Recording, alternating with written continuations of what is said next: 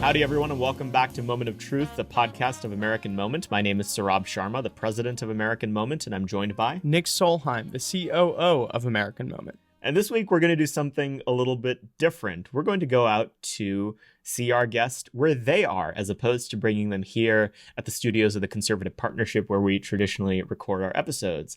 And part of the reason we decided to do that is because the destination is pretty interesting. We're not about to go into just some other nondescript office in Washington, D.C. We're actually going to go to an undisclosed location in rural Virginia to go see Dr. Ryan T. Anderson, the new president of the Ethics and Public Policy Foundation. Ryan's been really popular on Twitter these days because he's posting pictures of goats giving birth, his beautiful property, all the acres of pristine greenery and forestry that's around him. And so we figured, why should we make him take a long train ride into DC when we can just go out to him? So in a minute here, we're going to get up and go off to Leesburg. But before we get to that, I want to talk a little bit more about Ryan's background. Ryan, in addition to being the new president of the Ethics and Public Policy Center, was the founding editor of Public Discourse, the online journal of the Witherspoon Institute, which is headquartered in Princeton, New Jersey, right next to Princeton University there. He's the author of When Harry Became Sally, responding to the transgender movement, and Truth Overruled, The Future of Marriage and Religious Freedom. He's also the co-author of Man and Woman, A Defense and Debating Religious Liberty and Discrimination. He's written in countless publications. He's a fellow at the Catholic University of America, at the University of Dallas. The bio for Ryan goes on a mile long. He's an extraordinarily accomplished person, especially considering his age. And I think we're going to have a fantastic conversation when we go out to the farm today. So I guess, should we just go, Nick? Yeah, I mean, I guess we got to drive through DC rush hour, but yeah, let's do it. Right, let's go.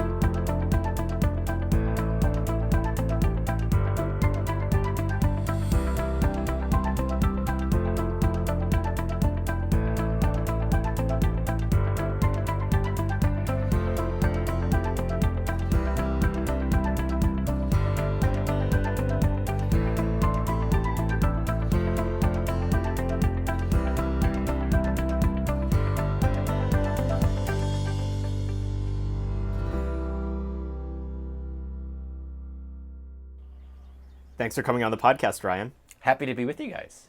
Thanks for joining me on the front porch here. I know, we were very excited. We got to take a road trip out here and see you, and I'm pretty sure Nick, as we got further and further away from DC, came into himself and will now live here at some point also. I'm more relaxed than I've been in a long time. Right? Just by virtue of being here. It'll only be a couple hours, but it'll be a relaxing trip. We are literally hearing in the background. It's the greatest thing ever. Well, so the funny story is that's how this happened. We were going out to Front Royal on weekends. We were living on Capitol Hill. We had a row home in an alley. It's one of the alley houses on Capitol Hill. And every weekend, more or less, we were going out to Front Royal, just an hour on 66. You're out in the Shenandoah Valley. The what's the river that we would go kayaking in? That is the Shenandoah. So it shows you how long it's been. But anyway, so we would go hiking at Skyline Drive, all that. And at one point, my wife said to me, she's like, "You're so much more relaxed and happy when we're out here. Why are we living in the city during the week and then here on the weekend?" So that's when we started looking, and we got out of DC just in time before the world ended with the pandemic. And so this was a great place to kind of ride out the pandemic. But yes, I'm not surprised if you're more relaxed and yeah. So rewinding in your journey to being out here, living out your little Benedict option, we always like to ask our guests sort of how they got involved in politics initially and how they got to the point where they are now. You're now the new president of the Ethics and Public Policy Center. How did you end up there? Yeah, so how much time do we have? I mean, we can go back as far as... Yeah. I mean, in the beginning, shortest, there was nothing. Right? I mean, the shortest answer would be somewhat by default. And what I mean, there's a Simpsons episode where Homer Simpson says, the two best words in the English language are default. And what I mean by that, I don't feel like I ever set out and chose a vocation of being a think tank scholar, or even just an ordinary scholar, let alone think tank president. I was an undergrad at Princeton, and while I was there, I guess it was the Tuesday before classes were going to start in September, the attacks of 9/11 happened. And that was obviously, for people of my generation, thinking about the war on terror, just war theory, all of that was a huge issue. But a month before that, people sometimes forget, President Bush had issued his executive order on stem cell research, and in particular, embryonic destructive stem cell research. And actually, at that time, that was the biggest issue. This was an endlessly debated question about bioethics and sanctity of life. And then 2 years after that, the Massachusetts State Supreme Court redefined marriage in Massachusetts, which was the first time anywhere in the U.S. marriage had been redefined. So within my time as an undergraduate, three this vitally important issues, questions about life, questions about marriage, questions about justice and peace, are thrown front and center in the national conversation. And I had gone to Princeton to major in music, thinking that the nature of a Princeton education is that you take a minority of your classes inside of your home discipline. The majority are liberal arts stuff, so you're taking history and science and math and all sorts of things, right? And so I was there, and the music degree at Princeton, it's not performance, it's music history, music theory, music composition, all that good stuff. And so my thought was I would major in music, get a well-rounded liberal arts education, and then I would teach high school and coach sports and be a music teacher on the weekends. That was the path I was going. Is that why you have all the marimbas and xylophones inside? Yes. So we do have. So right on the other side of that window, you can see part of the marimba there. But we have that marimba, a vibraphone, a hammered dulcimer, and a piano in this room. I think I've heard of two of those instruments. So a marimba is a giant xylophone. A vibraphone is a metallic xylophone. A hammered dulcimer, it's almost like a, I don't even know how to describe it. I'll show it to you before you guys have to take off. And then a piano, I imagine that's one of the ones that you familiar with. Yeah, the string and then xylophone. we have a drum set up in the attic. We have an electronic drum set that's hidden from my son. Anyway, so yes, that's where the music instruments come from. Anyway, so it just put me on a different trajectory. And the way that it came about by default was having conversations with classmates about, what do you think about the Bush stuff on stem cells? What do you think about the just war stuff? What do you think about gay marriage? And then also taking classes in this. I ended up probably doing, roughly close to half of my classes in the philosophy department and the religion department. And so when it came time to graduate, I had applied for Teach for America. I was accepted. I was going to be doing Teach for America. And then Robbie George was looking for a research assistant. Robbie's in the politics department at Princeton. I'd never taken a course in that department, hadn't taken any of his courses, but he was looking for a research assistant. And someone said to him, there's a guy graduating in the music department. He's read some of your stuff and he actually agrees with you. Which, at Princeton, there aren't all that, Robbie has lots of students. There aren't all that many who actually agree with him. And so I spent the next 2 years as his research assistant. Then I went to First Things magazine for 2 years, ended up being the last 2 years of Father Richard John Newhouse's life. We didn't know at the time. So went there. I kind of view that as two unofficial master's degree program. I did a 2-year master's with Robbie on natural law, and then a 2 years master's with Father Newhouse on kind of political theology. And then I was ready to actually get a Ph.D. in political philosophy. So I went to Notre Dame that August, and started the Ph.D. program in political philosophy. Came back to visit Father Newhouse in December. He was pretty ill. He had gotten cancer around September. I think it was probably October was when he realized it was a serious illness. November, went to the hospital. He passed away early January. So that's how I would explain like how I got here was certain historical things happened while I was an undergraduate, piqued my interest, took a lot of courses, on things related to it. I remember Thursday morning after the 9/11 attacks was the day one of my course on Christian ethics in modern society by a first-year professor at Princeton, Eric Gregory, who had just come. He had finished. Actually, he was still writing his dissertation. He did his Ph.D. at Yale.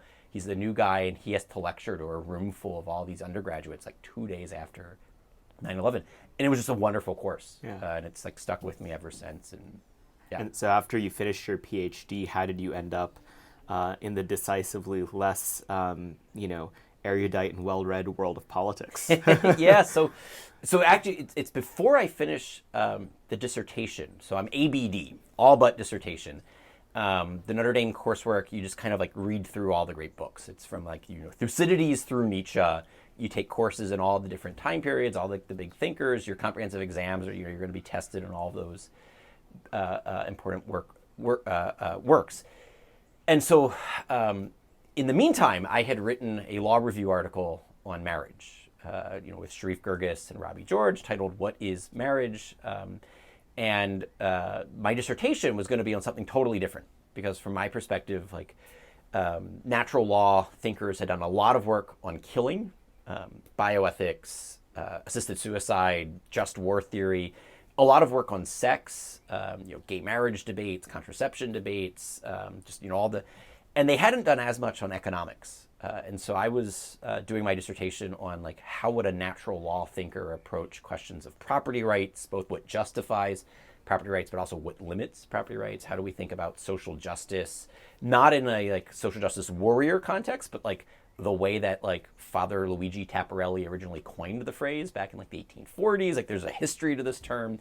So anyway, that's what I was writing my dissertation on. And Heritage wanted someone to do work on a conservative approach to ethics, to economics, right? A conservative approach to integrating ethics and economics. So while I was ABD working dissertation nights and weekends, that's when I started a 1-year kind of like visiting position at Heritage. And that's when Obama evolved on gay marriage. That is when the Supreme Court granted cert on the first marriage cases, Prop 8 and the DOMA case.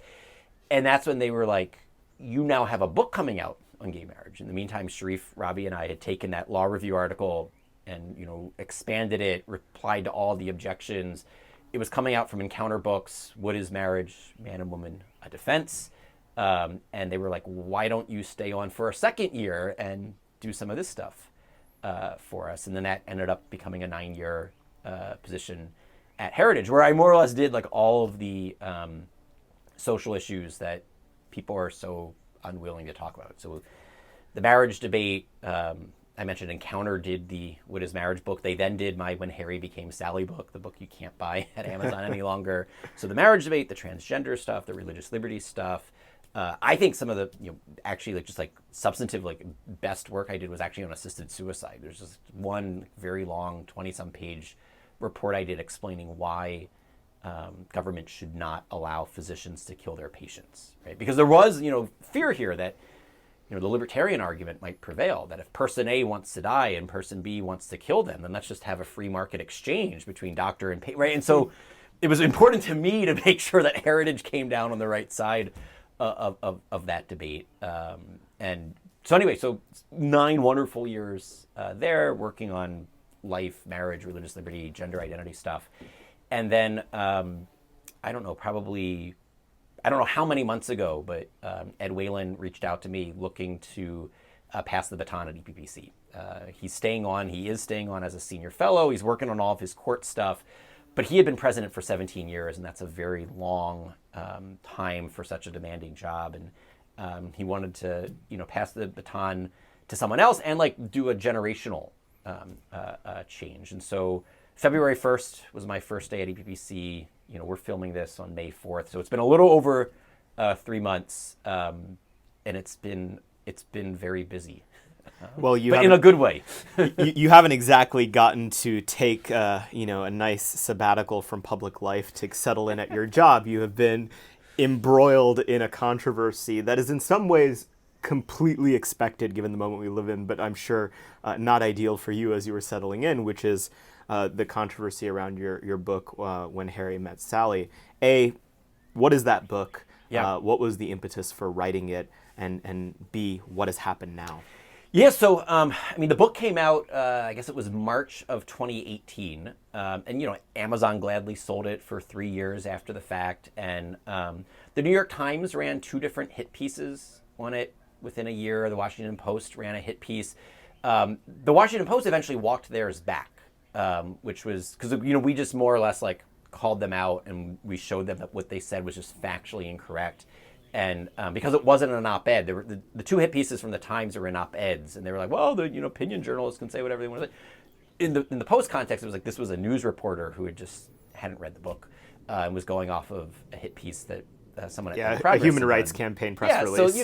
So anyway, what the book is about is it's responding to what at that point I think there had been a dozen different news stories talking about the transgender moment. And there were cover stories of Time magazine saying this is the transgender moment. And I was like, all right, if this is the transgender moment, how should we, 1, understand it, and then 2, respond to it? And so it looks at the philosophy, the biology, the psychology, the psychiatry, all of the various, it's an interdisciplinary approach to how do we think about the underlying questions of human nature, how do we think about some of the scientific questions, some of the medical questions, and then also the legal policy, cultural questions. What does it mean to be a boy and a girl from a medical, scientific perspective, but also what does it mean from a cultural perspective? The men are from Mars, women from Venus thing can go too far in one direction, and then an androgyny thing can go too far in the other direction. Aristotle teaches us virtues, the mean between 2 extremes. How do we think about this? It flows out of earlier work that I had done based upon marriage, because to my mind, one of the ways in which our sexual embodiment matters most is precisely for our ability to unite as one flesh, as husband and wife. So it wasn't surprising to me at all that as soon as LGBT activists had successfully redefined marriage, they pivoted from the LGB to the T. And you saw this in the last couple of months of the Obama administration. That was when they issued all their transgender dear colleague letters and executive orders. Right? It wasn't for the first 7.5 years. It was that last 6 months that all of this started happening. All right. Amazon sells the books for 3 years when President Trump is president, when Attorney General Bill Barr is the AG, when Senator Josh Hawley is on the majority and on a committee, right? And then as soon as none of those people have any political or legal power, and the weekend before the House of Representatives is set to vote on the so-called Equality Act, which would elevate sexual orientation and gender identity to a protected class in the Civil Rights Act, while expanding the number of institutions who would be regulated by the Civil Rights Act, while also eliminating any Religious Freedom Restoration Act protections from the Civil Rights Act, right? So while they're doing all of that, and I'm one of the more outspoken critics of this bill, Amazon erases the book. And you're right, it's, I didn't get to take any sabbatical or respite because that happens the first month.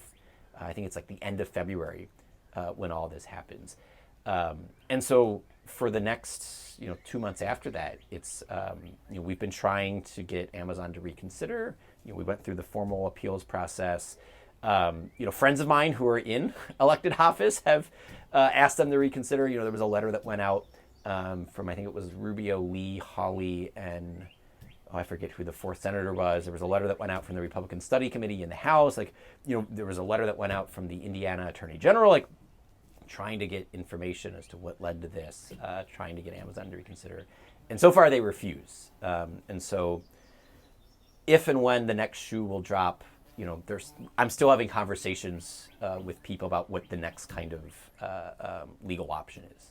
So what is your response to conservatives that would say that big tech is not a big deal, that getting your book removed from Amazon's store is not a big deal? What would you say to them? It's their speech right after all.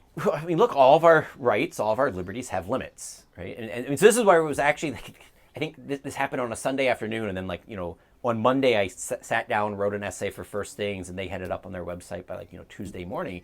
And it was easy to write because this all flows out of the dissertation research, that the way that natural law thinkers think about property rights and markets and regulations is rather different than the way that natural rights thinkers think about this. Like, what's foundational? If it's like a Lockean liberalism of natural rights, you might arrive at one conclusion. If it's a more Aristotelian Thomistic approach of natural law, you're going to arrive at a different. Because like one is, what's foundational? It's going to be like human nature, the fulfillment of our human nature, and then rights are a conclusion. And so you're going to have a way that you justify rights, but then you also have to limit rights based upon the demands of justice and the common good, yada, yada, yada. The other way is you start with natural rights, and then you reason towards your conclusions. And so I think part of the problem here is that for many conservatives, the way they think about these sorts of political issues is that they start with rights. 30 years ago, Marion Glendon, law professor at Harvard, wrote an excellent book titled Rights Talk. Subtitle was something like The Diminishment of Our Public Discourse, because everything can't be rights talk. We have to talk about institutions, we have to talk about nature, we have to talk about goods, common good, et cetera, et cetera, et cetera.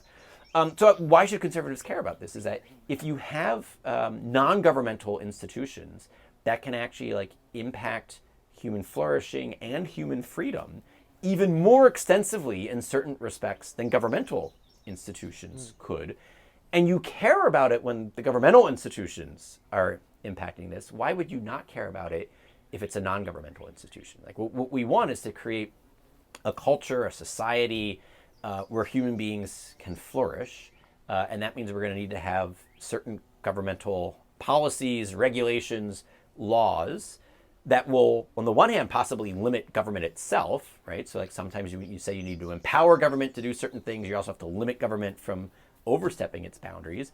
But then simultaneously, you need to have government to be able to empower civil society and private enterprise to do certain things, but also in various ways limit their abilities to do certain things. And so, we had mentioned the Equality Act earlier. The Civil Rights Act of 1964 limited the power of racist business owners to run their businesses in accordance with their racist beliefs. And it was entirely justified that you had kind of localized monopolies and even extended market forces that were aligned against racial equality. And so it was blocking African Americans from attending elite universities and schools, from working at certain professions, from living in certain neighborhoods. And it was systemic and systematic enough that there was a justified government response to regulate the market in a certain way to eliminate racial discrimination. That's the kind of public accommodations and then employment, housing, all the different titles of the Civil Rights Act. But that's one way of thinking about this, right? You can think of this through public accommodations or non-discrimination law. Justice Thomas has said we could also think about this as common carrier law, public utility law. Other people have said, limited public forum, where even sometimes a private entity could be understood as what would be a public, limited public forum. And then antitrust and monopoly law, right? I just gave you 4 different, regulatory frameworks that, we regularly utilize, in which the government needs to, in various ways, regulate a marketplace in order to make it function better, right? And when you're even using that phrase, in order to make it function better, you have to have a concept of what does it mean for a market to function well? What's the telos of a market? What's the end that we are seeking with market exchanges, market interactions, our economic life? And that's just putting you like right back into good talk, common good talk, rather than starting with rights talk. But I think both of those things need to be important. I think sometimes people can overstate the importance of rights to the detriment of goods, and sometimes you can overstate goods to the detriment of rights. You really need, both of those things to be part of that conversation. This conversation reached a flashpoint a couple of years ago when David French and Saurabh Ahmari had a very public conversation about sort of procedure versus good. What was your thoughts at the time when that discussion happened? In some ways, it seems like it was a vindication of things you'd been thinking about for a long time. What were your frustrations, and sort of where do you think the conversation has reached? Yeah, this is a hard question to answer because I'm friends with both David and Saurabh. And I think both of them are wrong in important respects, and both of them are right in important respects. And that debate, there were lots of things going on there. Some of it was a debate between MAGA and Never Trump. Some of it was a debate between Catholic and Protestant. Some of it was a debate between kind of like Lockean liberalism and Aristotelianism. And a lot of those different threads kind of got tangled, right? And so you have to like what is the real, and then some of it was also, I just think about temperament and mannerisms, right? Whereas like, David has a very different temperament than Saurabh, and both might be necessary at different times and places, et cetera, et cetera. So without like relitigating all of the, which side of the ledger would you score my basic takeaway was that you need to be thinking about these issues along kind of Aristotelian Thomistic lines. The conservative movement has shifted too far in the direction of liberty as the highest good or the only good, which is simply to say too far in the libertarianism direction, right? When you add that ism to the end there, it's suggesting that liberty is the only political good that matters, or it's the highest political good that matters. And what we need is a sounder understanding of like what the political common good is, which would include liberty. Liberty is an important part of that, but it would also include like substantive defenses of things like life, marriage, religion, not just religious liberty, but religion itself, et cetera, et cetera. Yeah, and then, I mean, so there was an essay that Robbie George and I wrote for Yuval Levin in National Affairs titled The Baby and the Bathwater, where we're trying to provide a framework on how you could think about this, where it would give you both a framework for thinking about the liberties that matter, but also the limits to those liberties. Because we don't want to throw out certain protections for liberty, but we also want to make sure that they're not viewed as like absolute and unlimited. George Will, this is probably like 30 or 40 years ago, in his book Statecraft as Soulcraft. So back before he took more of a libertarian turn, he was more of a communitarian, more of an Aristotelian when he wrote Statecraft as Soulcraft. And he writes there a section of the book. He says, the most important 4 words in politics are up to a point. And so, we're the party in favor of free speech, up to a point. The party in favor of religious liberty, up to a point. Party in favor of economic freedom, up to a point. And the hard work is really identifying what's the point. Each of those points, like where is that point? Last thing I'll say is that I think you have to care both about procedures and about substance. That certain procedures actually help us get to better substantive outcomes. And you would need to think about, which of those procedures do you want to have legal protections for, because they actually help channel behavior in a way that better arrives at good outcomes. Yeah. Fusionism was supposed to be the balance of these questions, right? But it seems like you weren't satisfied, at least up until maybe more recently, with the balance that was struck in that consensus. What was it that's bothered you about the conservative consensus over the last, say, 20 years or so, and where do you see hope for where that may be changing? Yeah, I think you can see this in the way in which social conservatism was kind of like the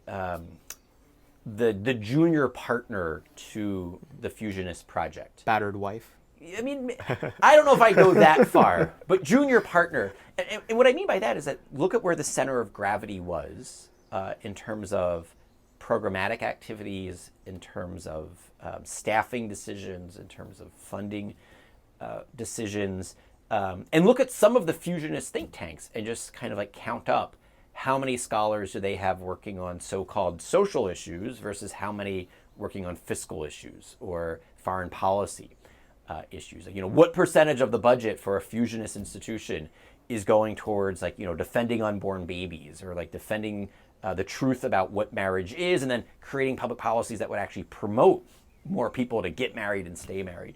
And I just think that's what I mean by the junior partners, that it never had as much of full buy-in.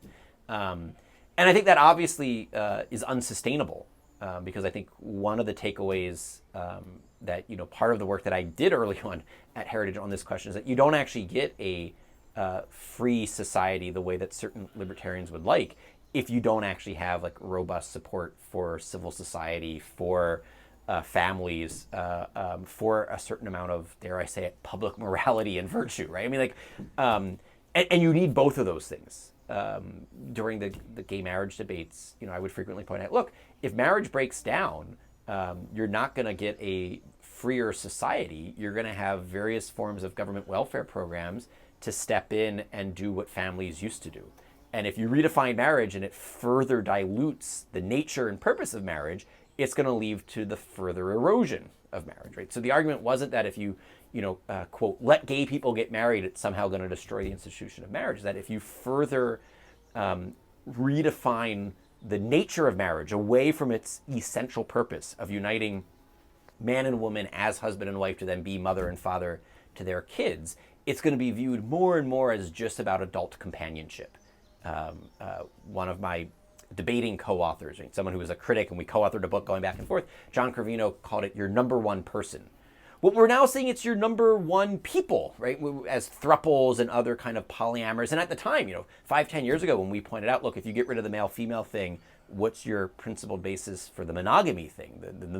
What's magical at the number two? Everyone's like, oh, slippery slope, you're scaremongering. The slopes were in fact slippery. Yeah, well, I mean, because it was a logic there. Yeah. I mean, there's a certain logic. If you have a certain vision about marriage in which it's about adult companionship, adult romance, adult feelings, then it's no longer about generativity, right? It's no longer about creating the next generation. It's no longer about family structure. And so the more and more that gets enshrined both in our culture and our law, the more people believe it, the more they live it out, right? And so I don't think it's monocausal. I think like as the culture got worse, the law got worse, these things are mutually reinforcing. I don't like the politics is downstream from culture language. Because I think it's more like they mutually influence each other. I sometimes use like the image of like a tide that goes in and goes out, and like there's a shoreline, and they're both like it's not downstream or upstream. It's bidirectional. I like the water logic as well. Convection currents is good. Something like that. So anyway, like that's how I would think about like it's not that a wholesale rejection of what's come before. It's much more of like a titration question, right? We want to titrate this right, or it's like a pendulum question. We had swung too far in a certain direction. And so again, Aristotelian, you want to avoid the extremes, get the Aristotelian mean. And then the very last thing I will actually say is that there's a trap conservatives can fall into in thinking that particular applications of principles are the principles themselves. So that, look, if this is the way that Reagan did it in the 1980s, like that application of a principle to a particular challenge is going to be the solution going forward, forever, rather than saying, all right, well, what was the underlying principle, the underlying philosophy, and how did it fit that moment's challenge? And now how do I analyze today's challenges, take similar principles and apply it, right? So part of it is like making sure we actually have the right set of principles, and then part of it is distinguishing between applications and principles. And I think that, over the course of the past 40 years or so, probably we simplified our principles more in a libertarian direction, and then we uncritically repeated the application of principles as if those were our underlying values themselves. So I want to go back to something you said just a minute or two ago, talking specifically about how quickly we've gone from, legalizing gay marriage, like as someone who came of age during this time, right, where we're legalizing gay marriage, and now it's these very extreme, trans issues. Yep. There are a lot of conservatives that want to say, oh, we've already lost that battle, stop talking about it, right. Why we lose. What should our response be to that, to things that we morally disagree with that may already seem to be with public opinion? How do we fight back? I always go back to that scatter plot, after the 2016 election. I remember I tweeted it out like the day that it appeared.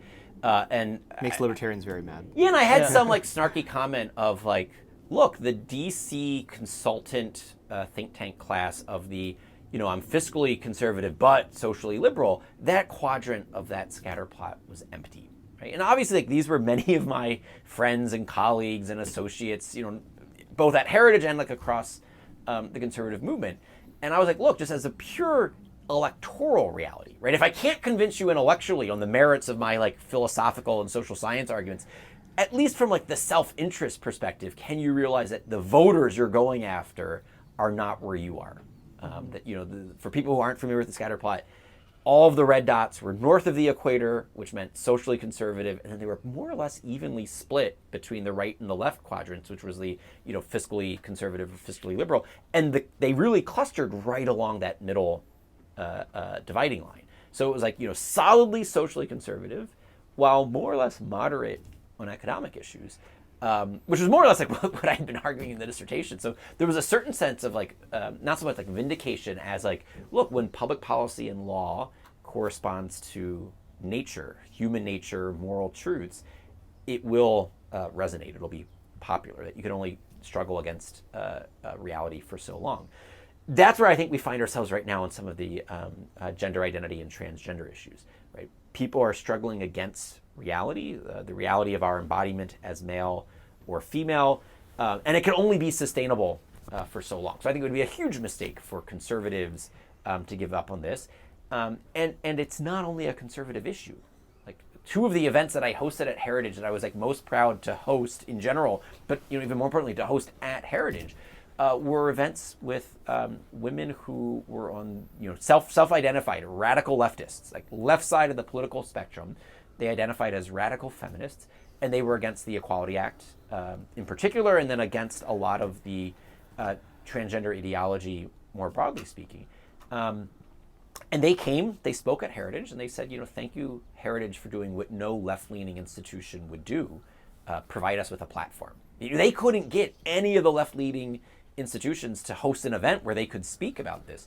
And so I think it's a mistake here to think that the only reason you could be against, you know, the high school girls losing a track championship to a boy who identifies as a girl, or even more dramatic, like the high school girls who are having double mastectomies because they don't feel comfortable in their bodies, thinking this will make them happy, and then 5, 10, 15 years later regretting it. That the only reason you could be against that is because you're some like right-wing nut job, like Bible thumper, blah, blah, blah. Like there are lots of people from all walks of life, religious, secular, conservative, liberal, political, apolitical, who can see there's something not quite right going on here, and like that should be part of the coalition that we're building. So I want to drill down on that specifically in under a minute. You know, under a minute. Are we bad on time?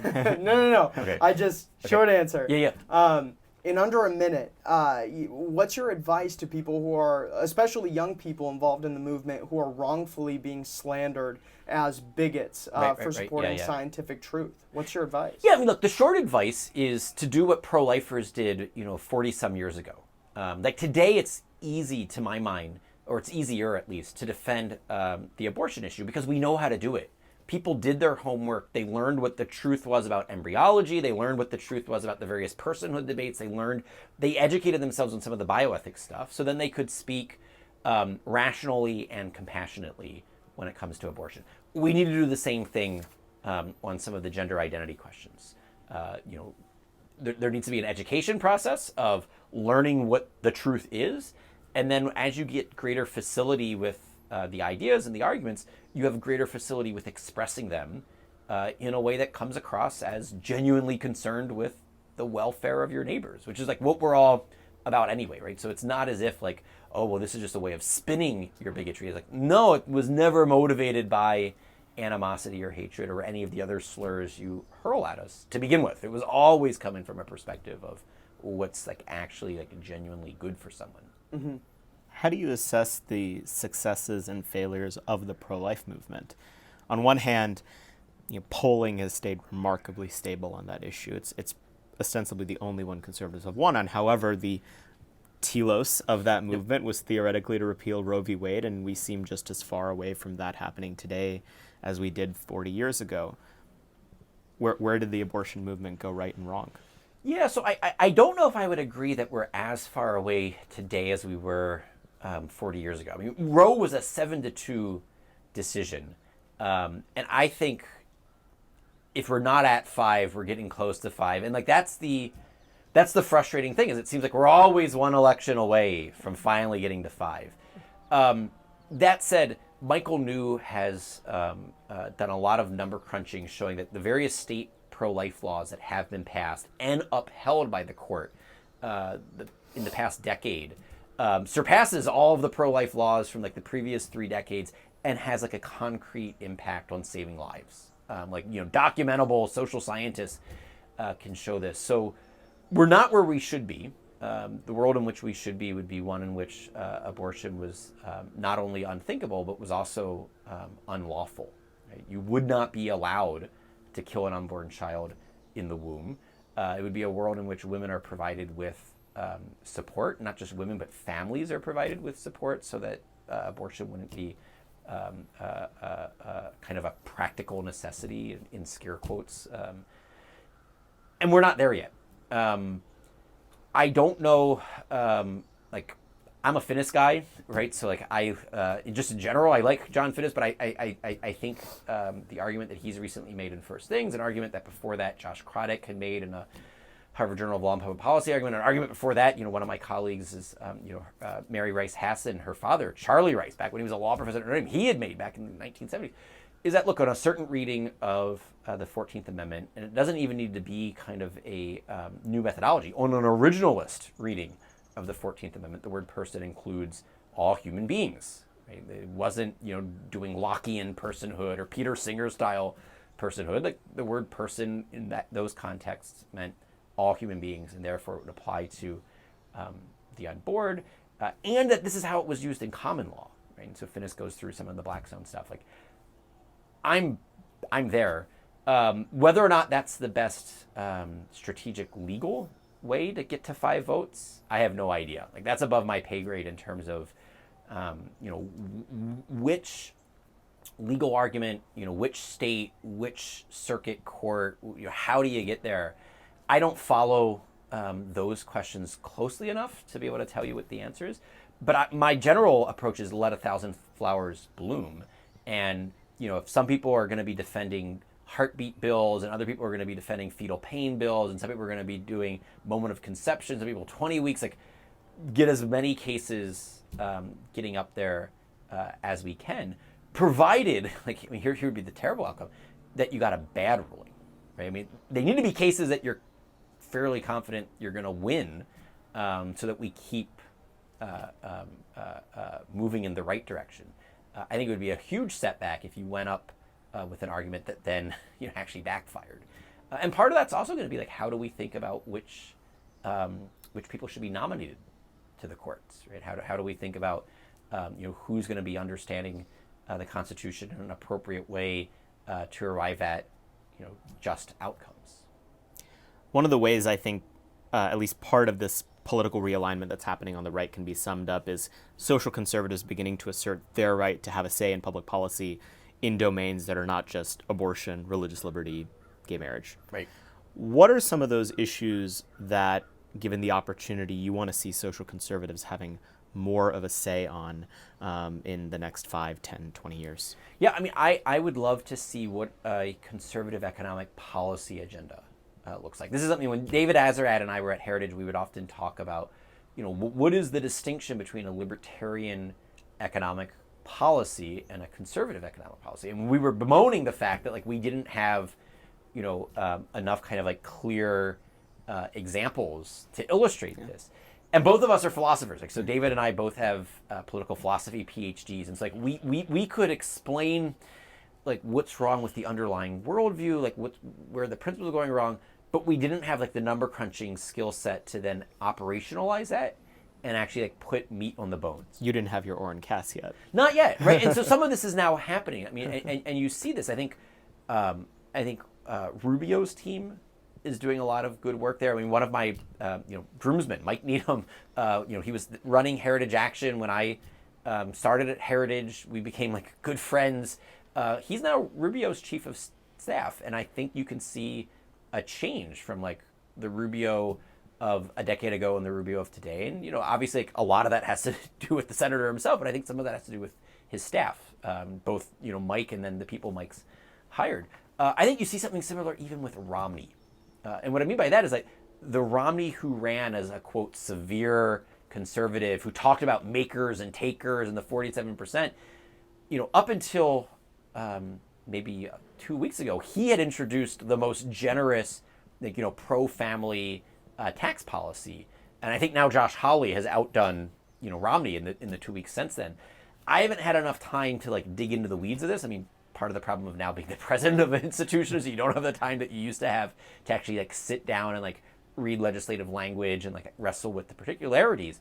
But I think the bright side here is you now have a Rubio-Lee bill and a Romney bill and a Hawley bill that all go significantly further than the Republican Party had ever really been willing to do in the past. Now, obviously, this is not, to my mind, something new. People like Ross Douthat and Reihan Salam, they've been talking about this since I was, an assistant editor at First Things. I remember, I first met Reihan at a book launch party when Grand New Party came out. It was in Brooklyn, some backyard barbecue thing, and I reviewed the book for First Things. This has been percolating, I think, for a long time. The question is, to my mind, this is what I'm excited about, some of what you're doing, will there be people to staff this out? And then how do we navigate the internal tensions and dynamics? One of my fears is that some of the hostility and some of the social media has not been good for these conversations. Just by disposition, that's not where my center of gravity is. But I think it's going to be important that we win converts, that we build a coalition. Not that we have too many purity tests where we keep dividing and dividing and dividing until we get our smaller slice of true conservatism, and we don't have a coalition that can actually put points on the board. So I want to ask you, speaking of social media, a follow-up question for something that you're pretty well known for on social media: your house and your goats, which I am. That's what you've been seeing me watching behind you. I've been watching your goats walk back and forth. So I know are the sheep there too, or they might be in the shade? It's pretty hot. Yeah, it's looking pretty they warm are. They're out underneath there. that tree further down there. Yeah. Yeah. So you mentioned a little bit at the beginning of the episode, how you ended up coming out here. Yep. As someone who I'm a recent Virginia resident, so I moved from D.C. last week to Delray, which I understand is not nearly this far out, but I'm enjoying nonetheless.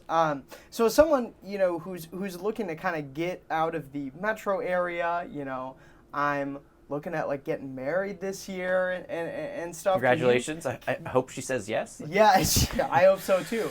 Can you just give, I guess, me or all of our listeners, just a little bit of advice on how you kind of did this, the importance of community owning property and being out here with your family? Yeah, I mean, so I don't know if I'm yet in a place to give that much advice, because we're 2 years into this, and it wasn't really my idea. I grew up in Baltimore City, right? I was bit by a dog as a kid. I'm afraid of animals. This was my wife's idea, and it was. You wouldn't know that you're afraid from animals by the goat birthing videos on Twitter, by the way. Well, I love watching the thing. I mean, it's amazing. It's I mean, to be honest, I'm fascinated by it because it's so different from what I grew up with, and I'm watching. My son will be 3 in August. My daughter will be 1 later this year, and I'm just watching how good it is for them. This is where I gladly, when my wife was we should really, you are so much happier when we're out in Front Royal on the weekends. We should look for a place. The reason we ended up here is that there's a MARC train station 5 minutes that way. We're on the Virginia side of the Potomac River, but I have a 5-minute drive. I could, back before COVID, drive across, get on the train, and it was a 2-hour, because it's a commuter train, a little slower, but 2-hour ride into Union Station. That's how we ended up here. We were looking for a place where I could actually work during the commute, because it's 4-hour round trip commute. It's a big part of your day. You want to get work done there. The way it happened was she grew up on a farm in about an hour and a half southwest of Chicago. She was raised as a child raising chickens, raising goats. Her dad is a consultant for pig farms, so he helps people manage pig farms. One of her sisters is running a pig farm. One of her other sisters shoots feral pigs from a helicopter for, I think it's either the U.S., I forget which branch of bureaucracy it is, but there are these wild pigs that are destroying cropland, and so they're animal people. and like they get this whenever I would visit for like holidays. I'm like, it's wonderful, but it's totally foreign to me. The one thing I'm good at is like taking care of ground, grass, snow, leaves, because that's how I paid for my college tuition. I ran a little lawn business. So we moved out here. I don't know if I have advice, but I would say the fruits of it, I see at least two things that are really, really helpful for raising kids. One is that there are household activities. And I use household intentionally. It's something I had learned from John Cuddeback, a professor of philosophy at Christendom College. And he's building off of Aristotle, saying that you don't just want to have kind of like the nuclear family as like an isolated atom. You want to have like a household, which could be intergenerational, but you want things going on at the house. So it's not just kind of like a hotel where we all like do our disparate things during the day. We come back at night and we check into the front desk. We go to our rooms, we sleep, and then the next day we go out. That you want there to actually be like some family culture. Right? You want to have some family activities that you engage in qua family, like projects that you can like do together. And I think there's a lot to that. Think about like just like agriculture, horticulture. Like cultures cultivate, and there's a human culture, there's a family culture, and that these things can then intersect. So it's good that like we have things, nights, weekends, sometimes early mornings that like we're doing as a family. It need not be farming. Right? There are lots of things like. Music's going to be a big part of that for us. My son loves dancing. I'm not much of a dancer, but he's getting me to become a dancer. Like, so there's lots of things. I mean, I think family prayer is going to be a big part of family culture. And again, like what you're doing is you're cultivating nature. In this case, you're cultivating human nature. Obviously, like agriculture, horticulture, you're cultivating other aspects. But so that's one, is that household activities, things that you do as a family. And I had first come across that while I was doing some of the research on the marriage debate and the gender identity debate, because like part of the argument was that, well, nothing's happening inside of families any longer, right? There's a deracinated nature of family life. So it's like, what are you guys even arguing about? Like, it's all just kind of like, a common like boarding house. It's not really about family life. To the extent that it can be, outsourced, right? With these daycare debates these days. J.D. Vance has a great op-ed today with Jeanette Erickson, in the Wall Street Journal, precisely on that, right? And then the second thing was just like, and this is distinctive of like the farm life, like how good it is, to my mind, for little people in particular, to kind of see like the life cycle and like the bounty of God's goodness. We have like over that way, we have wild berries. They're called wine berries. I think they were, something that came to Virginia from some, other climate. Someone brought them here, and they just like grow like weeds. They're all over the place. So we don't have to cultivate them. They're just there. And about a month from now, that whole driveway will be full of all these red berries. And our son loves running there, picking them, eating them. Over here, we have some strawberries and blueberries that we're actually trying to grow. We have some apple trees. We have a fig tree that was my grandfather's. My grandfather was born in Sicily. He came over to the States. Like, he had a little fig tree in his backyard. When he passed away and they were selling the house, my parents took like cuttings of it.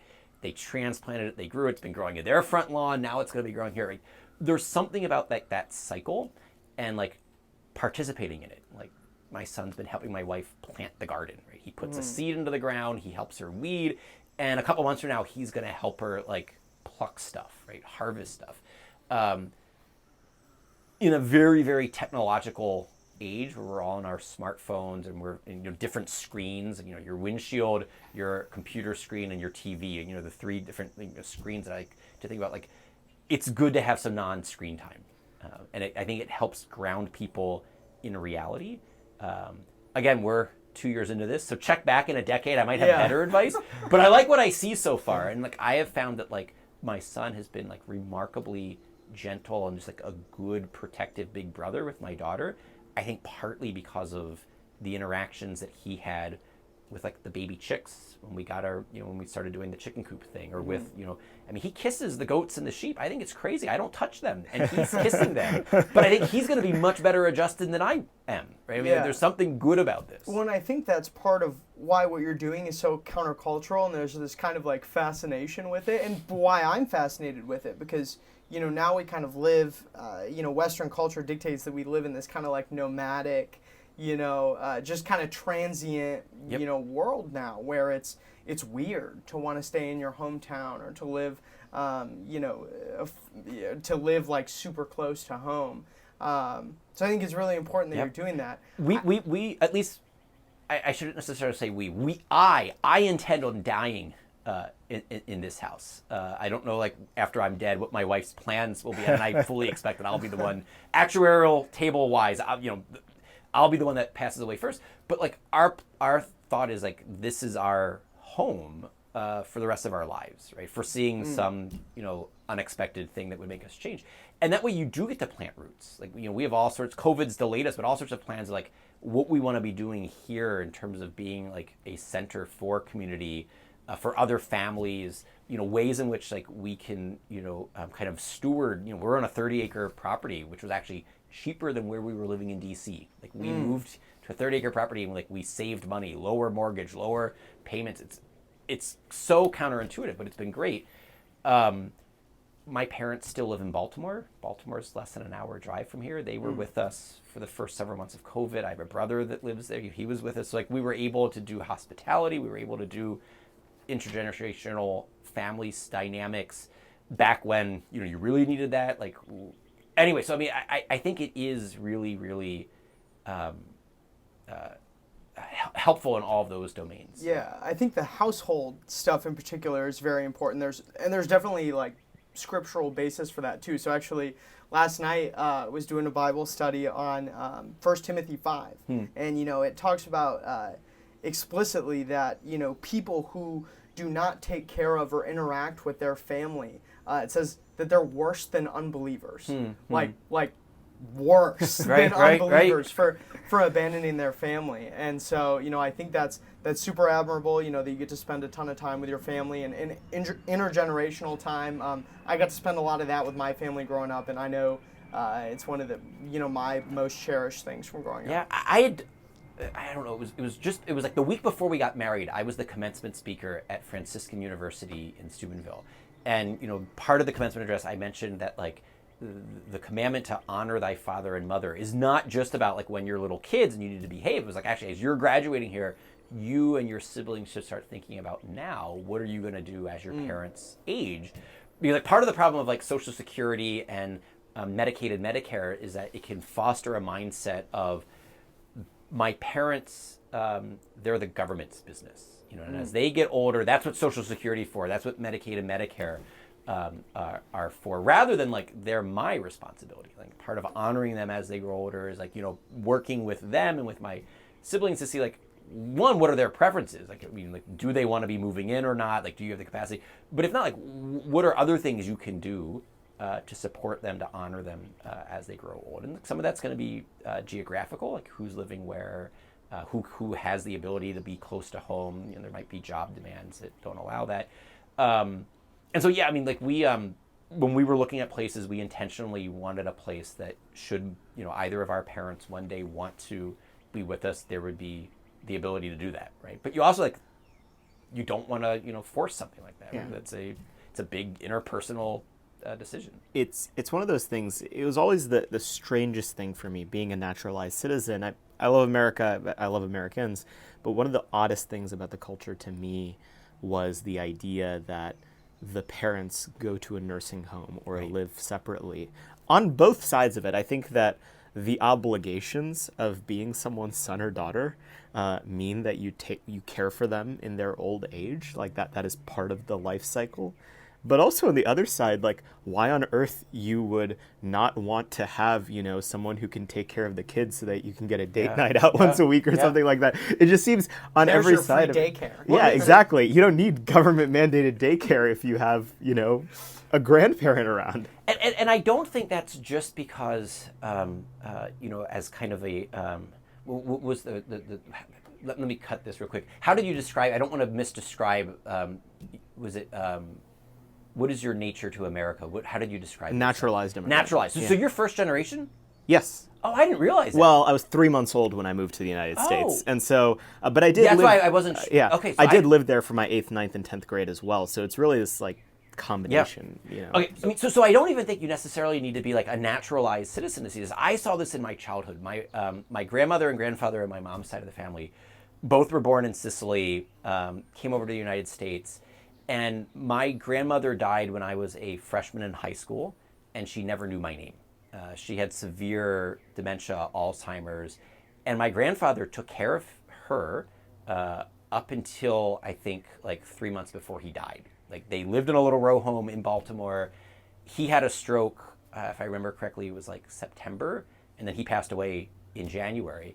And then after that, because of the just nature of the dementia, Alzheimer's, and where the other the children were, like no one could have my grandmother move in, because like you needed someone who was really going to be there like 24/7, and that's what he had done. And so it was like two great witnesses for me. One was just like the marital love, right? So like imagine having your spouse, like she sometimes forgot his name. Like, I mean, she would at the end it can get bad, but then like two, like the nursing home was not like what it was like for her when she was at home. And look, sometimes it's necessary. There was, given our family dynamic, there wasn't anything else that was plausible.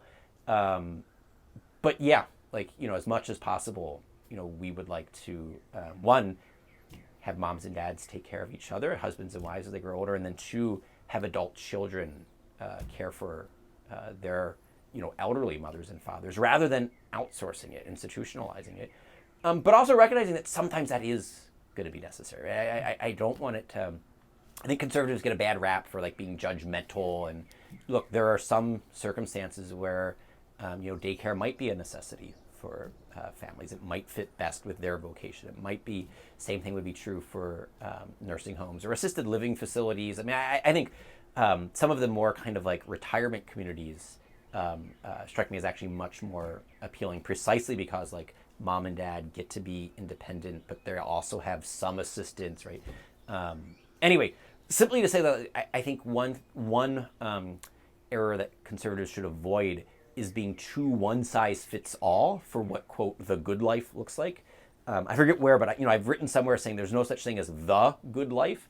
There are many different good lives, as there are saints, like to kind of like put it in like Catholic terminology. Yeah. There are as many different ways of living a good life as there are, vocations. And then so the question is really going to be, what does the good life look in your circumstances? And it might be different, right? So I also don't think that, we've been talking about, what it's like being in a rural area. Like, I don't think it's impossible to do this in an urban area. Right? There's a part of me that still, I liked when we were living on Capitol Hill. Like there's a part of me that enjoys kind of like the urban life. We couldn't afford to do it with kids though. Like we didn't have enough bed, there wouldn't have been space. And so for us, it was a financial necessity. And then once we started doing it, I think it's been great. Like I love it out here. But I don't want to paint with too broad of a brushstroke where it's like, everyone needs to do it this way or else you're like a bad parent or you're a bad, adult son or daughter of your elderly parents. Like there needs to be a certain amount of like freedom for discerning vocations within certain limits. Right? I mean, and this just goes back to the tension that we talked about at the very beginning of the podcast, is that like you want to have like certain liberties that have limits. They're meant to achieve certain goods, and then the up to the point thing, like how you titrate that, is the hard work that needs to be done, both in our personal lives and in kind of legal political stuff. The word "the common good" gets thrown around a lot in our circles, in as concise a way as you can, given that there have been trillions of words probably written on it across time. What does that mean to you? Yeah, I mean, I think the most concise way to think of it as it's the flourishing of a community as a community. The flourishing of a community as a community. And the way to think about a community is that, any common action is engaged towards, that common action forms a community or society, and then it's ordered towards a certain common good. Right? What's the purpose? What's the telos? What's the reason that we engaged in the common action to begin with? Like this is how Sharif Rabi and I, like from the very beginning of What is Marriage, analyze the marital community. Right? So what makes the marital community different than other types of communities? What's the common good of the marital community? And then you can apply that to any community, right? So what's the common good of a university community? What's the common good of a business community? What's the common good of the political community? What's the common good of the ecclesial community? And for each of those, you're going to say, all right, what makes this community flourish? Not as a collection of like, atomistic individuals who happen to be, under the umbrella of, church, state, family, business, school, whatever, but members, right? Members of the community. So like, how do I flourish qua like parishioner of St. John's in Leesburg? How do I flourish qua like father and husband? How do I flourish qua president of a think tank? How do I flourish qua citizen of Leesburg, of Virginia, of the United States of America? And this is where I think there's some interesting stuff that Yoram Hazony has been doing on like how to think about nationalism, not in the bad kind of way in which he gets dismissed as like this is some like reinvention of like European nationalism in which you're going to have totalitarian regimes, but like no, like the nation state, the nation, the city state, different political communities are real communities, and therefore there are real common goods that are the perfection of that community.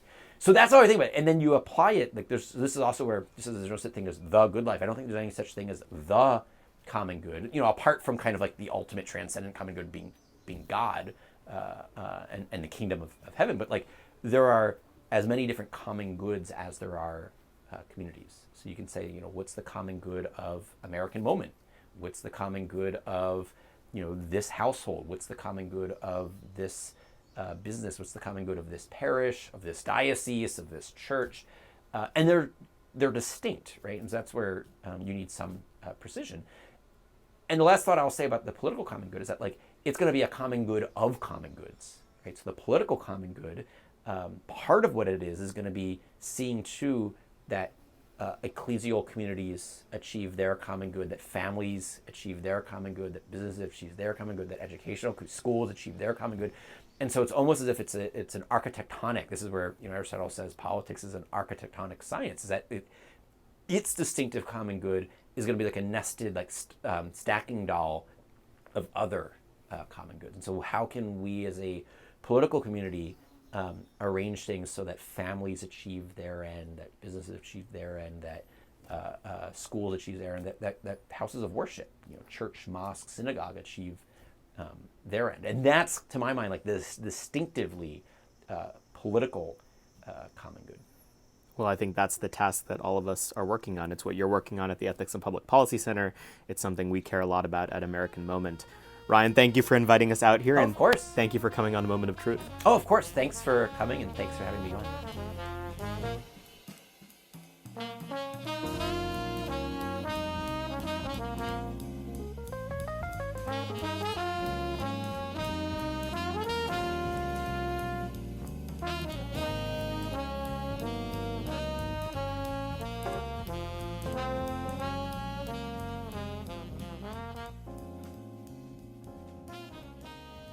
Well, I guess we're back in the swamp. I'm gonna miss being out there on the farm with Ryan. Yeah, I made Ryan an offer he couldn't refuse on his home, and he rejected. So I guess he did in fact refuse it. Yeah, I guess I'm stuck here for a little while. Yeah. I just assume we're gonna lose Nick to the boonies at some point, one way or another. But in theme with some of the conversation we had with Ryan today, we wanted to talk about some pieces on AmCanon and a little bit more broadly about the question of big tech. He's obviously reeling from the removal of When Harry Became Sally from Amazon and all sorts of other book publishers as well.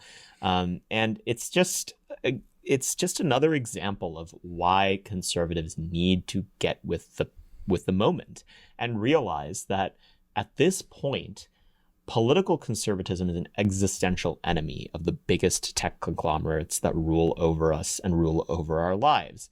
No one has been more entrepreneurial and willing to put skin in the game in fighting on this issue than one of our own board members here at American Moment, Rachel Bovard. And she has this fantastic piece in the Federalist that you can find on AmCanon called "It's Time for Conservatives to Take on Big Tech Tyrants, and Here's How." And she goes through a lot of the same options that Ryan did in the episode. You have solutions like antitrust, you have solutions like common carrier laws, anti-discrimination legislation, and so on. But even more than the particular of those solutions, it's just absolutely critical that we start thinking not only about the challenges faced by big tech now, but also what are the coming threats facing conservatives. In some ways, I find myself even less interested in the question of big tech than I once was, because I'm now thinking about what's going to happen next. Are they going to come for a conservative's ability to bank? Are they going to come for their ability to buy a home, their ability to send their kids to public school, and so on? It requires attentiveness to realize the moment we find ourselves in, and it seems like the news cycle every day is more and more evidence of that. Yeah, well, and like, not to defend Alex Jones, but oh boy, famous last words. But they have like deplatformed some of these people from making money, right? Like I believe like Alex has been deplatformed from basically everything, and people at the time, you know, said it was like, oh well, he's bad, he says some like abhorrent things, therefore many conservatives were saying this, like, you know, he says many bad things, therefore it's like probably fine that he is banned from like ever making money or providing for his family. Fast forward to, you know, after the election here in 2020, and the sitting president of the United States gets removed from Twitter. And now dissident books, you know, like Ryan mentioned when we were out there, you know, they've been selling his book for a couple of years. And now that they kind of wield these, you know, institutions and these powers, they basically just, they start tearing it all down. And I've kind of been thinking through this a little bit through, you know, slippery slope discourse on Twitter, right? Like the slopes were in fact slippery. Yeah, they always are. Like people say, "Oh, that's a slippery slope argument." Yeah, it is, and I'm right. Like that's kind of the way that it goes. And you know, I think one of the please graduate past, you know, the high school debating tricks that you were taught. Yeah, it's there are far too many debate team alumni here in Washington D.C. I think we can all agree on that. Society has progressed past the need for debate team alumni in Washington D.C. But I think one of the things that's most annoying to me, you know, from the libertarians in particular in Washington D.C., who, by the way, like it's worth mentioning, they're funded by these monopolies. Like they get paid to say these things, and I truly believe that's why they believe it. But there's a lot of discourse about how there's no like historical precedence for this. Like it's bad. You know, the founders, you know, wanted monopolies to just grow like unobstructed. It's simply not true. Like Abraham Lincoln, conservative hero, jailed journalists. Like Theodore Roosevelt, you know, broke up, you know, the big like railway system. And I can't help but think that this kind of like ebbs and flows over time.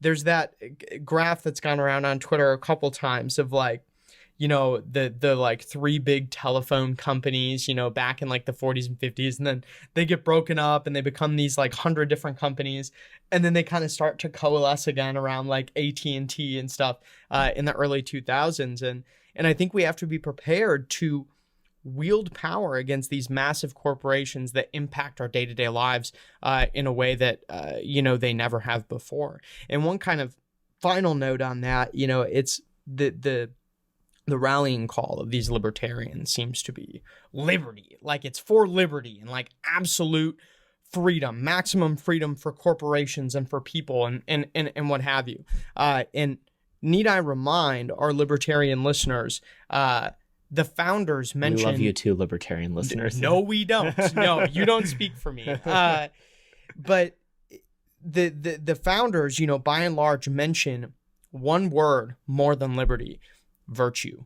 And you know, it's a large part of why, you know, virtue is one of our core values at American Moment, but we also have several principles that have the word virtue in them, because we believe, you know, the virtue of the American people and you know, the common good, you know, are more important than the freedom to have a gigantic monopoly. Right. And I think there's sort of two angles to this, right? There's the question of monopolies qua monopolies, right? Should these companies be this big? Should they exercise this much power over the market, et cetera, et cetera? And I think the answer to that is no. And so we should shatter them into a trillion pieces. Absolutely. There's also the specific question of what needs to be done when it relates to conservative censorship and the marginalization of conservatives in the public square by virtue of these private companies that are wholly taken over by woke corporations. And to deal with that, we probably need to come up with new laws, because I'm not entirely convinced that a trillion or 100 smaller Facebooks wouldn't come to a lot of the same decisions. Well, because they'd still be governed by the same people. Right. The same people who hate us and our ideology. And just on that, like right now, we're recording this on the day when President Trump's appeal to be reinstated to Facebook was rejected by the oversight board of Facebook, which, first of all, like, I think less than a quarter of which is actually American. And so, libertarians, you guys theoretically oppose global government, right? Like, we exist under global government right now. A bunch of NGO spooks tempered by one Cato Institute VP are essentially making decisions over whether the former leader of the free world is allowed to speak or not. That sounds a lot like government. That sounds like a lot like government when they're able to determine whether someone has access to an audience of, I think, like 4 billion people or something nuts like that are on Facebook. And I almost want to say that it's worse than like just a government. Like, it's a cartel. It's like, do what we ask or we like bust your kneecaps in the alley. You can't vote to, remove that Facebook board. Yeah. They are literally an appointed clerisy of the global elite, the people who lead the most important, quote unquote, nonprofit organizations and paragovernmental entities in the world. They're all the most annoying sorts of people who speak at TED Talks. Did you elect to be governed by them? I certainly didn't. Did you elect to be governed by TED Talks? No, sir. Man. There's a reason one of our priorities is that the power of multinational corporations must be curtailed. It's something we're thinking about and working on every day here at American Moment. We hope you listeners will as well. Make sure to like and subscribe and follow us on all of our social media feeds and our channels in order to keep up with everything that we're doing on those topics. And we hope to see you next week. Moment of Truth is an American Moment Studios production filmed at the Conservative Partnership Center. Our podcast is produced and edited by Jake Mercier and Jared Cummings. Our intro music is A Minor Struggle by Ryan Serenich. Don't forget to like and subscribe on all platforms, and you can go to AmericanMoment.org to learn more.